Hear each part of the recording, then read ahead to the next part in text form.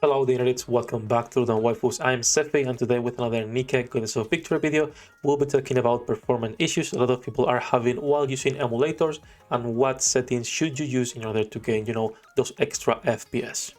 Before we start, don't forget to like and subscribe to the video, and also you can join our Discord community with the link in the description below. So let's get into the video, changing first to the screen so we can share directly those settings. So as you can see, if we go to settings, the first thing you'll notice is advanced. I'm also using LDPlayer, but BlueStacks should be similar. So first things, and this is really important, it's the resolution and the DPI. DPI, higher the better. 480 works for me. And then resolution, I have a 1080p monitor. Make sure you are using the same resolution as your monitor, even if you are not playing at full screen. Like, as you can see, I'm not playing on full screen, but even so, the game is going to look much smoother this way. So make sure you are playing at the same resolution that your monitor has. Now, the only other thing that you need to worry on this tab is the CPU and the RAM.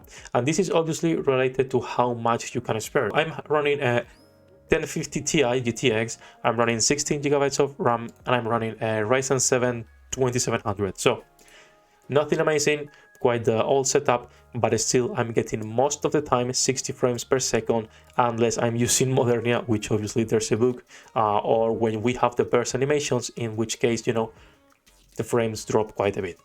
But still, 6 cores, 6 GB of RAM, for me it's working nice. I could go all the way up to 8, but still I don't feel the need. So other than that, if you go to game settings, you should enable high frame rate even if NIKKE doesn't run at 120 FPS. NIKKE only runs at 60 maximum, but still leave 120 in case you play something else, and you can take advantage of those extra FPS.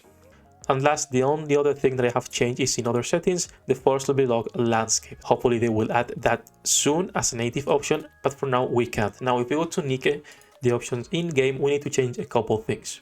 The cutscenes are really nice, but sometimes they can get laggy, so I suggest you either leave that on simple or on off. If you want to check them once a day, you can go for once. I don't like it, so for now I'm keeping it on simple. Make sure you are at 60 FPS. If you cap the game at 30, your DPS will drop because again, the game ties your FPS to your DPS, which is stupid, but it's how a lot of games do it. Also make sure character resolution, texture quality and model quality are on high for better quality, but if you are experiencing some really low performance, you can change the character resolution or the textures. You can play around with these options until you find something that really works for you and you can maintain at least 50 FPS. So let's go back to the face camera and the game, and something that I want to mention is if you are playing on emulator, it's going to be hard to get 60 FPS always, unless you have like a really good computer. That's why the meme right now with Modernia is going around with the iPhone, because iPhones and iPads are actually maintaining 60 FPS always. So if you have an iPad, I recommend you play in there, even though it's stupid, but it is what it is. And yeah, like always guys, really short video. Hope the video was useful, and don't forget that if you want to play fun games on your computer, you can do it with LDPlayer, and you have an affiliate link in the description below. See you in the next one.